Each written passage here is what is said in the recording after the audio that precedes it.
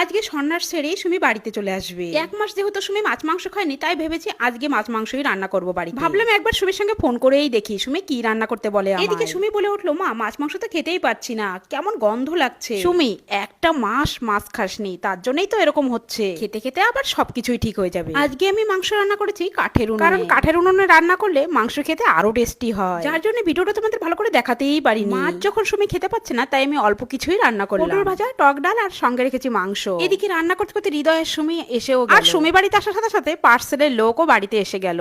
একজন না, 2-3 জন। আর সুমি তো বাড়িতে এসে পার্সেল থেকে পুরো পাগল হয়ে যাচ্ছে। কাকে যে কোনটা পার্সেল রিটার্ন করবে সেটাই বুঝতে পারছে না। এতদিন যেহেতু সুমি বাড়িতে নেই, তাই সুমির কাজ অনেক বেড়ে গেছে। অনেক বলে কয়ে সুমিকে এখন খেতে বসালাম। আমি বললাম আগে তো খেয়ে নে, তারপরে দেখবি তোর কাজ। আর খেতে খেতে সুমি আর হৃদয় বললো, একটা মাস আমরা অনেক আনন্দেই ছিলাম, কখন যে একটা মাস কেটে গেল আমরা বুঝতেই পারলাম না। সবকিছু হয়ে যাওয়ার পর এখন কিছুই ভালো লাগছে না। সব বন্ধুরা কি সুন্দর একসঙ্গে দিনগুলো